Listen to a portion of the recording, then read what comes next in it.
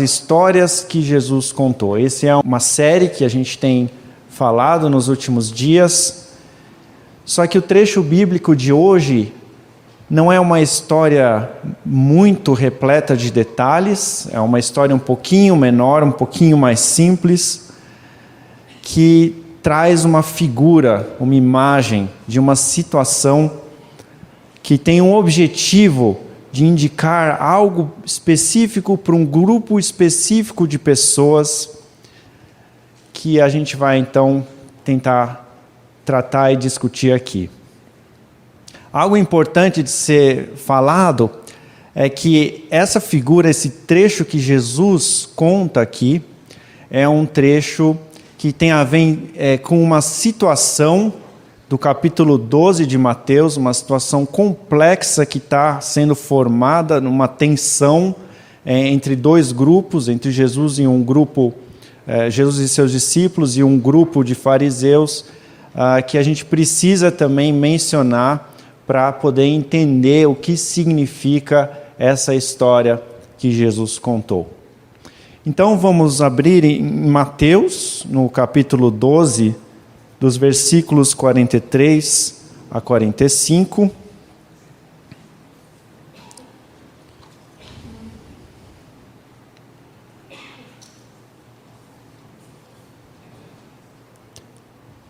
Na minha versão aqui, eu vou ler na versão NVI.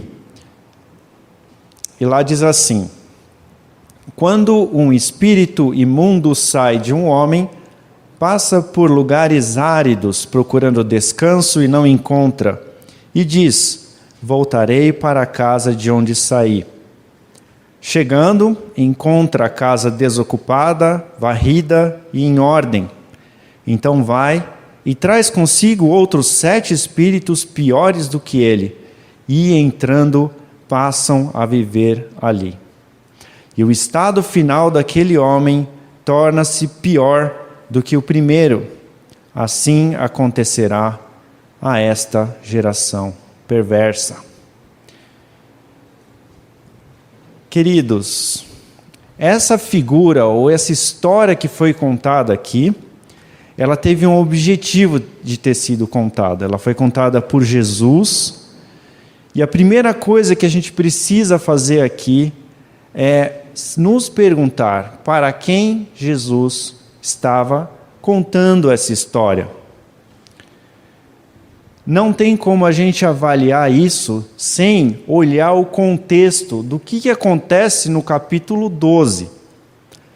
Para isso, vamos lá no comecinho do capítulo e eu vou tentar fazer um resumo para vocês do que estava se passando. Jesus estava com seus discípulos num dia de sábado, que era o dia especial para os judeus, um dia de descanso, um dia de separação, só que eles estavam com fome. Então eles estavam andando por uma lavoura. Jesus então e seus discípulos começam a comer, a colher um pouco daquela lavoura e começam a se alimentar. Nisso, passa um grupo de pessoas, um grupo de estudiosos da Bíblia, de estudiosos das Escrituras, fariseus, e questionam o que Jesus estava fazendo com os discípulos. Resumindo, acontece uma discussão sobre se aquilo que eles estavam fazendo, Jesus e os discípulos, era trabalho ou não, porque no entender dos fariseus, aquilo era como se fosse um trabalho, e dia de sábado não era dia de se trabalhar. Jesus, então, argumenta, entre outras coisas, que os próprios sacerdotes do templo de Jerusalém, naquela época, trabalhavam aos sábados com pães. E, por isso, não eram culpados de fazer algo errado no sábado. Está mencionado no versículo 5. E aí, na sequência, Jesus também argumenta nos versículos 6 a 8. E ele diz assim: eu lhes digo que aqui está o que é maior do que o templo. Jesus estava falando dele mesmo, né? Se vocês soubessem o que significam essas palavras, desejo misericórdia e não sacrifícios, não teriam condenado inocentes, pois o Filho do Homem é Senhor do sábado. Isso está então nos versículos 6 a 8, né? Observem que Jesus tinha dito que ele era mais importante do que o templo de Jerusalém. Jesus também tinha dito que ele era o Senhor do dia de sábado.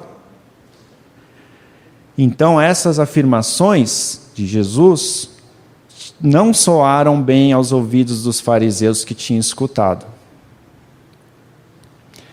Na sequência, depois nos versículos, a gente lê que Jesus vai a uma sinagoga, que era a mesma sinagoga onde os próprios fariseus tinham ido.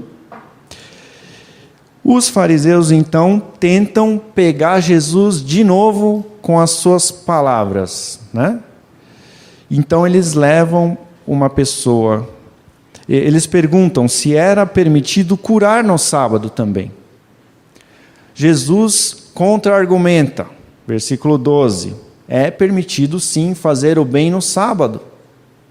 E ele então cura um homem de uma mão atrofiada.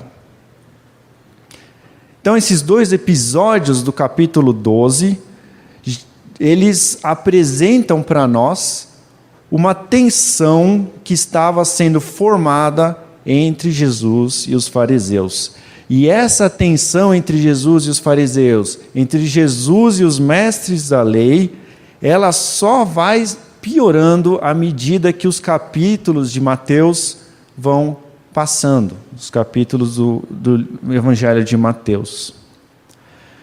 No versículo 14 do capítulo 12, já com esse começo dessa tensão, a gente lê que os fariseus saem e começam a conspirar como poderiam matar Jesus. Muito bem.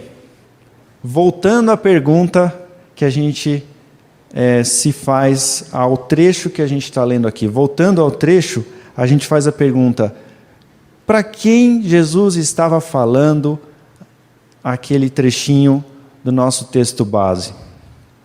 Jesus, ele está claramente direcionando essa história que ele conta aos fariseus, à geração perversa. Assim acontecerá com esta geração perversa. Esse mesmo termo, geração perversa, Jesus também usa alguns versículos antes também no capítulo 12, que é o versículo 39. Nesse caso, Jesus chama os fariseus de geração perversa porque eles disseram a Jesus que queriam ver um sinal milagroso feito por Jesus. Ora, Jesus tinha acabado de fazer milagres. Ele tinha acabado de fazer um milagre na mão atrofiada de um homem. Ele também tinha acabado de curar um homem logo em seguida. Então, havia aqui uma ironia por parte de Jesus, porque ele responde que ele não iria fazer um sinal milagroso para os fariseus. Ele estava sendo irônico, porque o ministério de Jesus estava repleto de milagres. Jesus sabia que a intenção daqueles fariseus era ruim, não era boa, era má. Aqui eu preciso fazer uma pausa aqui. Espero que vocês estejam acompanhando essa situação de tensão que existe no capítulo 12. Sem dúvida, é uma situação complexa. O trecho não é simples. Jesus apresenta diversas historinhas ou figuras ou ideias, além dessa que a gente está estudando aqui. Por quê? Porque nós vemos aqui uma confusão acontecendo. A gente vê como que um barraco sendo formado pelos fariseus por causa de um conflito de interesses e, em última análise, aqui está acontecendo um conflito de poderes. E isso é muito típico quando acontece um conflito de poder, da gente ter, primeiro, uma situação muito complicada, muito difícil de entender, difícil de interpretar, difícil de analisar. E segundo, quando acontece um conflito de poder, é realmente identificar quem tem a razão e quem que não tem numa situação dessa. O peculiar aqui, o interessante, é que esse conflito de poder que está acontecendo aqui não é necessariamente um conflito de poder entre pessoas.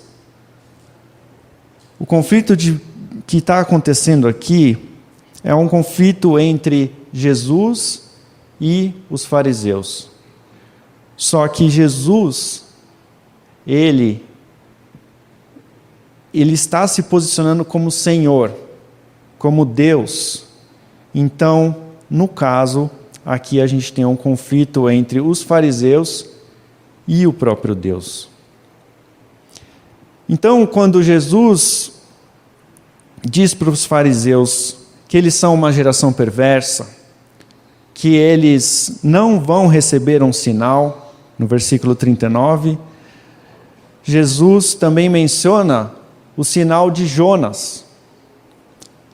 Por quê? Porque Jonas teve um conflito com Deus. Ele era um profeta que não aceitou fazer aquilo que Deus tinha pedido. Por isso ele foi engolido por um peixe.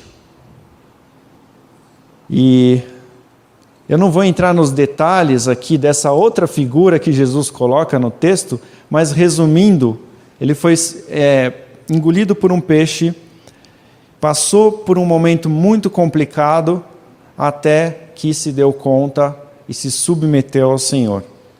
Então Jesus, ele diz que não daria outro sinal que não fosse o sinal de Jonas. Os fariseus, eles estavam muito chocados com o que estava acontecendo, né? O fato de Jesus ter se chamado de Senhor do sábado, de se considerar mais importante do que o templo, entre outras coisas que ele diz, né? Para os fariseus, então, Jesus se torna um problema que precisa ser tirado da frente. Jesus estava apresentando um ensino a respeito do sábado, que não se enquadrava em um ensino que normalmente eles conheciam, que eles tinham conhecimento, que eles ensinavam. Jesus também estava ensinando algo sobre o templo de Jerusalém, que era diferente do que normalmente eles conheciam. E as doutrinas estabelecidas pelos fariseus, os conceitos que eles haviam formado juntos durante anos de estudos, suas ideologias, suas tradições, suas regras, estavam sendo questionadas por Jesus. Para os fariseus, outra coisa que era difícil de engolir, era como o povo estava recebendo tudo aquilo. Para eles era chocante que o povo estava entendendo os ensinamentos de Jesus. Jesus, para eles, além de agitar o povo com os milagres, estava conseguindo convencer o povo a respeito de uma doutrina que não era a doutrina dos fariseus. Isso fez com que os fariseus, então, criassem uma barreira diante de Jesus. Qualquer sinal que Jesus apresentasse, qualquer ensinamento que ele desse, na verdade, para eles precisava ser banido e quebrado. No versículo 23, nós lemos que o povo fica admirado e atônito com o que Jesus faz, a ponto de perguntar: será que esse homem vai nos salvar, assim como o rei Davi fez no passado? Então, essa barreira que os fariseus criam contra Jesus os cega, a ponto deles não conseguirem mais identificar os sinais de Deus. Jesus, para eles, era uma barreira. Essa barreira os impedia de entenderem o que Deus estava fazendo. A coisa fica grave porque, igual nós falamos aqui, os fariseus então começam a se reunir para querer matar Jesus. Essa fama que Jesus estava criando, os ensinamentos de Jesus que estavam se desenvolvendo entre o povo, isso estava criando nos fariseus uma preocupação tão grande.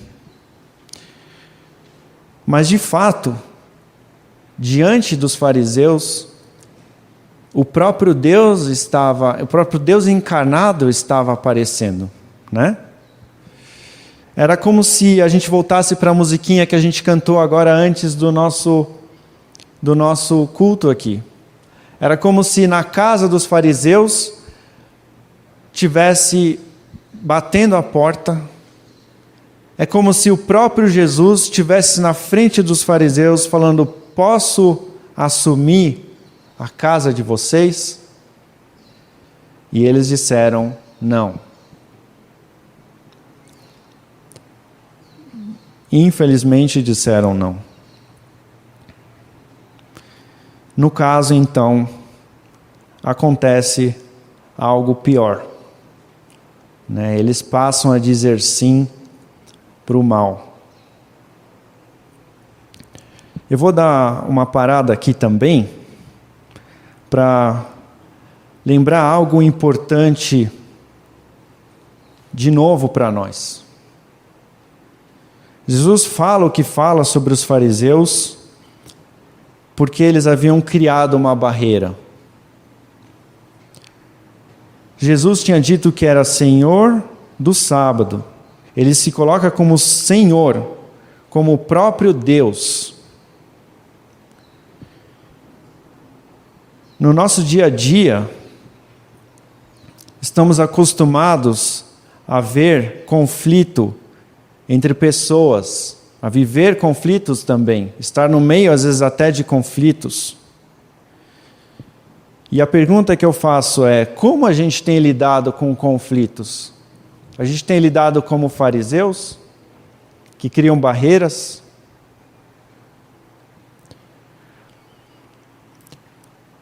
A gente aceita uma atitude errada como forma de ganhar vantagem num conflito? Isso que Jesus reprova nos fariseus. Os fariseus estavam aceitando ignorar um sinal de Deus, do próprio Deus, para vencer num conflito.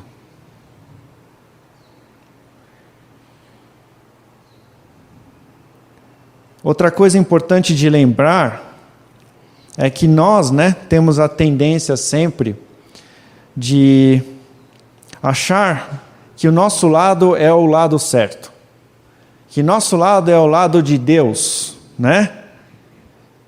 E eu preciso dizer que quando o conflito é essencialmente o conflito entre pessoas, raramente isso é verdade, que o meu lado é o lado de Deus. Por exemplo, vamos imaginar que 2 times de futebol joguem, Qual é o lado de Deus no jogo? Eu preciso dizer para você, por mais fanático que você seja no futebol, por mais que você jejue e ore para que Deus seja torcedor do seu time, ele não vai se tornar torcedor do seu time. Por isso, a gente precisa tomar cuidado como cristão, da gente não confundir algumas das nossas convicções pessoais com a nossa convicção da fé cristã. E aí eu estou falando de diversas áreas da nossa vida, né? Vamos tomar cuidado também para não abrir uma brechinha da porta da nossa vida para o mal entrar, certo? Vamos fugir de criar uma barreira que seja tão forte contra alguém a ponto de nos impedir de ver o que Deus está fazendo, a forma que Deus está agindo, de nos impedir de escutar o que Deus está falando através daquele conflito, daquela situação que a gente está passando. Nós precisamos deixar de agir como os fariseus estavam agindo aqui. Infelizmente, quando a gente abre uma frestinha dentro de um conflito, né, de uma situação complicada, seja ele qual for, a gente acaba permitindo e abrindo brecha que o mal faça parte daquele conflito. E o resultado disso pode ser, pela misericórdia de Deus, pode ser que ainda dê certo, mas pode ser que a situação vá de mal a pior. E esse foi o caso dos fariseus. Os fariseus tinham criado uma versão muito forte ao ministério de Jesus, a ponto de começarem a falar mentiras a respeito de Jesus. Eles se achavam no direito, né, de dizer, por exemplo, que o milagre que Jesus tinha acabado de fazer era obra de Beelzebu, príncipe dos demônios, e que ele estava expulsando demônios em nome do próprio mal. Isso foi no versículo 24. E na sequência dos versículos 24, Jesus precisa falar uma série de coisas. Eu também não vou entrar no detalhe. Na verdade, essa pregação deveria ser dividida em até 2, 3, porque é muito amplo as ideias e conceitos que Jesus fala aqui. Mas o fato que um homem que estava cego e mudo tinha sido curado por meio da libertação de Jesus, não tinha como ser negado. Tinha acontecido. O milagre tinha acabado de acontecer.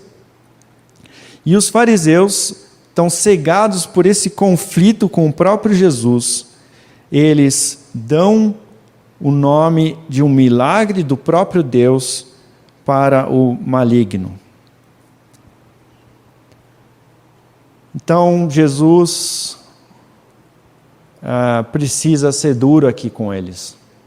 Precisou ser muito duro. Ele chama isso de uma profanação ao próprio Deus. Essa questão de considerar uma obra de Deus como obra do maligno. Isso chega a ponto de Jesus, então, afirmar que isso é um pecado contra o Espírito Santo e que, por conta disso, é algo praticamente imperdoável. No versículo 31 e 32. E, de fato, a gente, depois, analisando o resto do Evangelho de Mateus, a gente vê que esses mestres da lei, esses fariseus, se envolvem, de fato, no processo de levar Jesus à cruz para ser morto. Isso está lá no capítulo 26, versículos 2, 3, 4, 5, né? Em que, então, eles conseguem convencer Judas a se envolver no processo de morte de Jesus. Muito bem. Ficamos até agora falando a respeito do panorama, né, que envolve o nosso texto base, mas realmente não tem como a gente não tratar disso para poder entender esse texto. Então, voltando a Mateus 12, 43 a 45, Jesus então faz aqui uma figura. Quem é o homem que foi liberto do espírito imundo? Foram os próprios fariseus. Os próprios fariseus eram essa geração perversa. Esses fariseus, eles eram judeus, faziam parte do povo escolhido de Deus, tinham recebido dos seus antepassados as Escrituras. Eles tinham sido, então, limpados do mal. E a casa deles estava arrumadinha, estava bonitinha, né? A vida deles estava certinha. Eles tinham um sistema muito bonito, muito certo de leitura das Escrituras, de decorar as Escrituras, de procurar estar bem com o Senhor. Porém,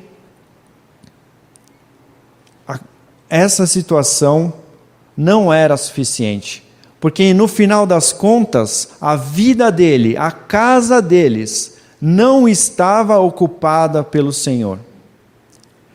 Estava ocupada com uma série de coisas, uma série de atividades, mas não estava ocupada pelo Senhor. Daí vem Jesus, à frente deles, bate na porta da casa deles, e eles não aceitam.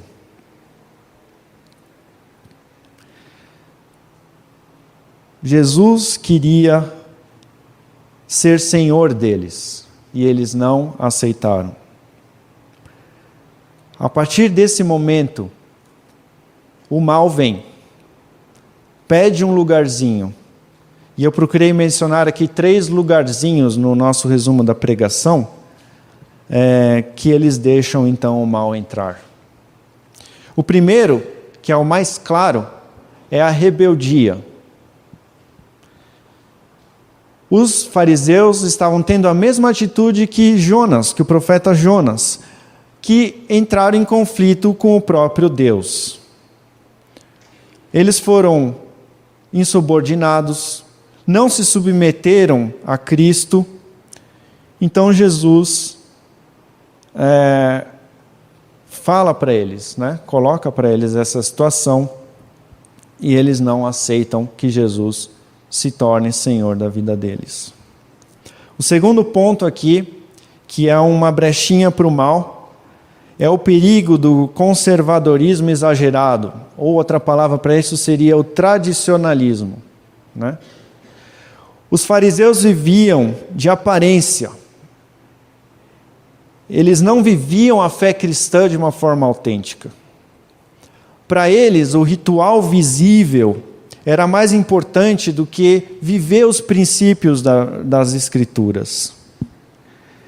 Jesus menciona isso no versículo 6, que a gente já leu aqui, que Deus deseja misericórdia, atitude, Deus deseja um coração voltado para Ele, no lugar do sacrifício, do ritual, do culto.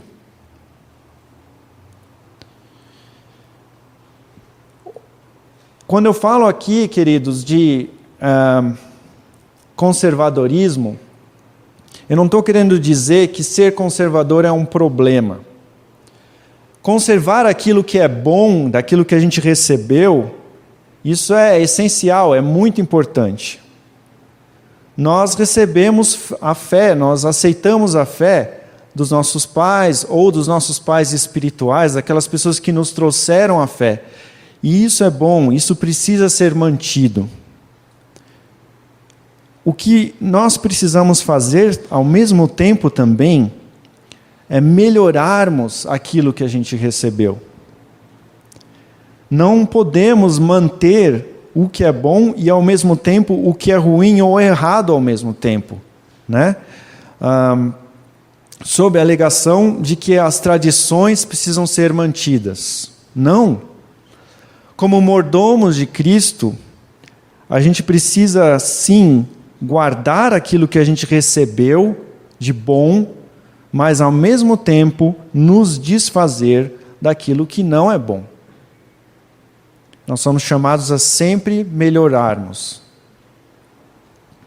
O terceiro ponto que eu queria colocar também a respeito dessa brechinha que os fariseus deixaram é o legalismo.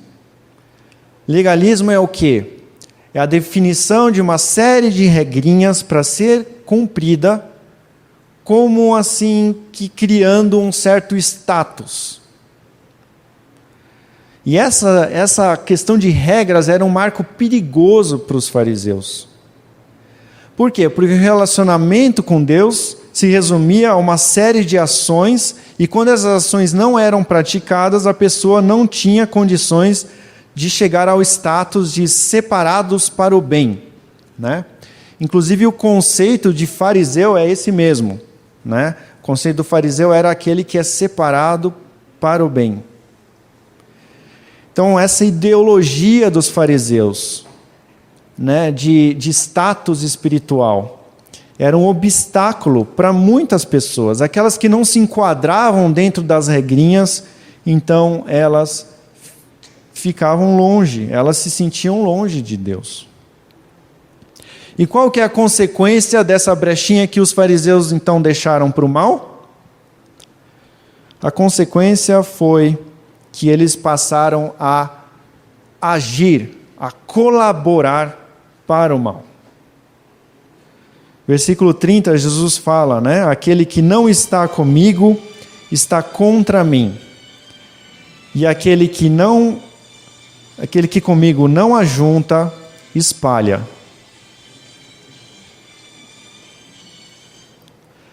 O processo de libertação que Deus tinha feito na vida dos fariseus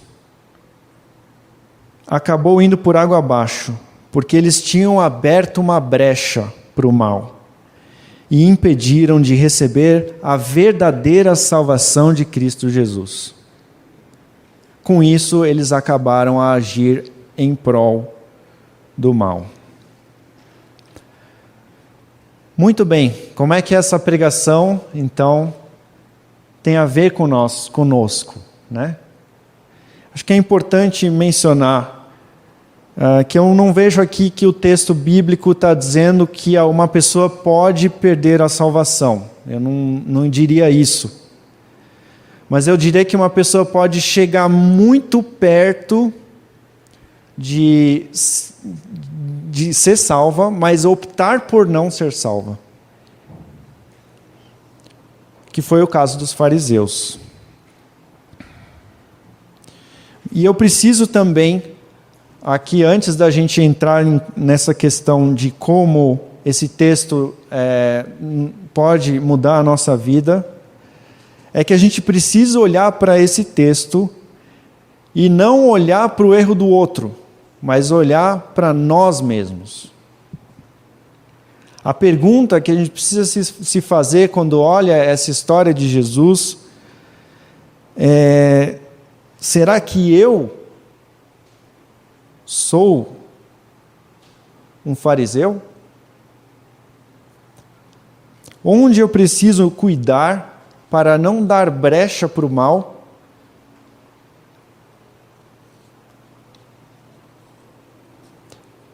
Então, olhando a partir dessa perspectiva individual, eu coloquei 3 pontos aqui. Mas o principal dos pontos, quando a gente fala de como esse texto nos afeta, é o último, que é aceitar a divindade de Jesus Cristo. É isso que vai fazer com que sejamos salvos do mal. Entre os erros dos fariseus, esse foi o mais grave, o imperdoável. Não reconhecer que Cristo era de fato o Senhor do sábado, o Senhor do templo, o Senhor Deus, o Kyrios Jesus em grego, né? Hoje cedo a gente teve um pouco de aula de grego na EBD, e então aqui tem mais um conceito, né? Kyrios, que é Senhor, e Jesus é Jesus, né? Então o Senhor Jesus, isso é essencial para a salvação. Outra coisa importante no processo é viver pela fé. É buscar compreender e aceitar o agir de Deus,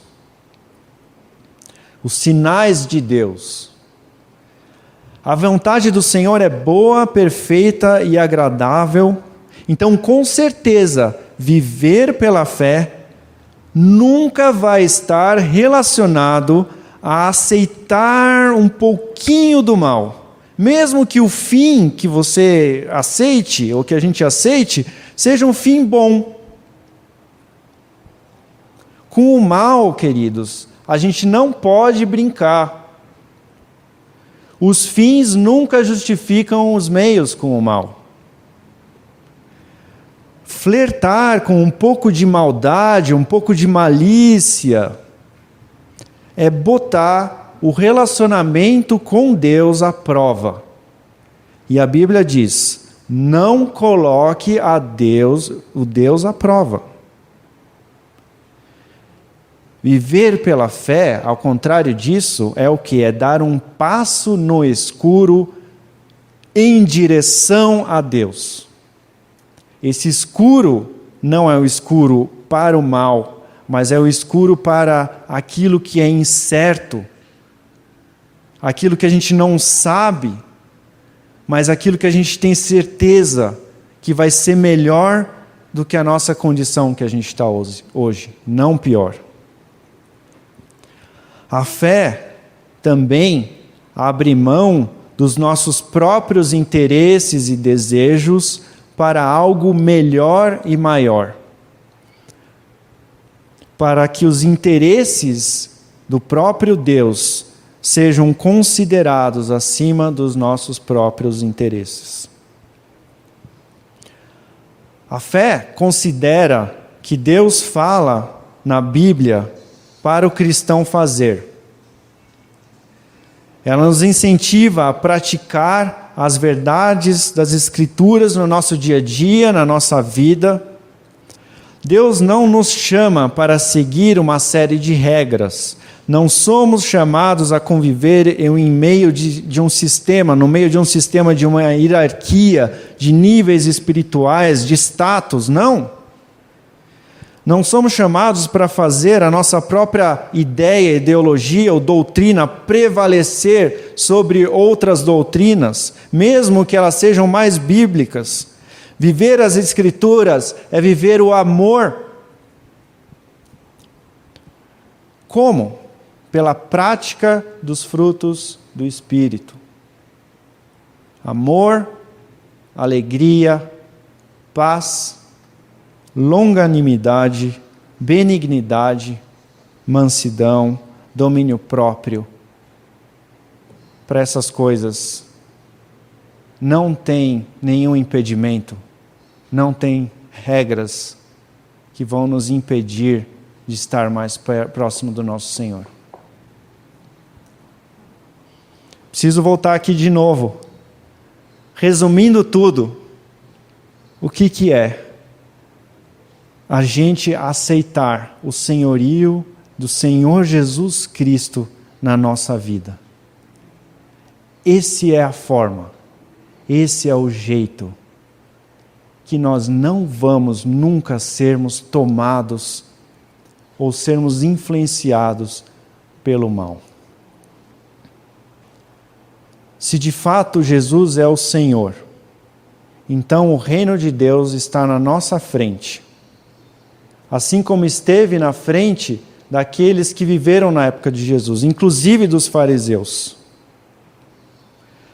Se Jesus cura, se Jesus transforma vidas, se Jesus age, se Jesus fala, então chegou a nós o reino de Deus. E o que você vai fazer a respeito? O caso dos fariseus, eles rejeitaram a Jesus como Senhor. E no seu caso, o que você vai fazer? Toque, toque, toque. Alguém bate a porta do seu coração. Alguém deseja entrar. É o mal querendo um lugarzinho. E o que você vai fazer? Deixar entrar? Toque, toque, toque, alguém bate a porta. Alguém deseja entrar. É Jesus querendo a casa toda. Ele quer ser Senhor da sua vida. Vem entrar em mim. Vem ser Senhor da minha vida. É isso que a gente cantou aqui.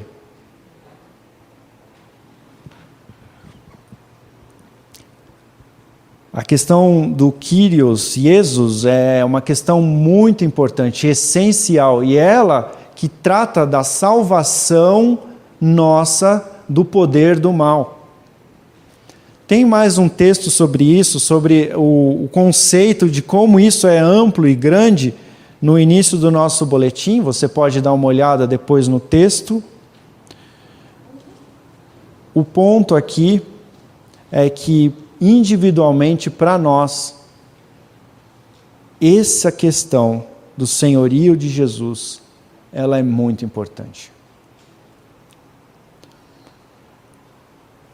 Em Filipenses 2, 9 a 11, esse é um trecho bíblico que Paulo provavelmente pegou de uma música que se cantava na época do início da igreja, né?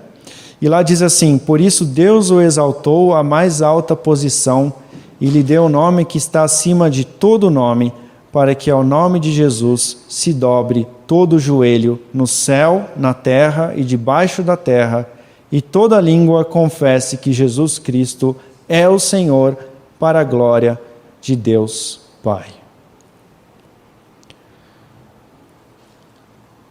O senhorio de Jesus abre os nossos olhos para o mal. O senhorio de Jesus abre os nossos olhos para a verdade das Escrituras. O senhorio de Jesus Cristo nos permite viver as Escrituras, a fé cristã, de uma forma autêntica, nos permite amar ao próximo de uma forma autêntica, a viver os frutos do Espírito Santo de uma forma autêntica. E o senhorio de Jesus nos permite lidar com conflitos da melhor forma possível, sem permitir que o mal entre. Jesus Cristo mesmo, quando foi traído, ele teve condições de errar.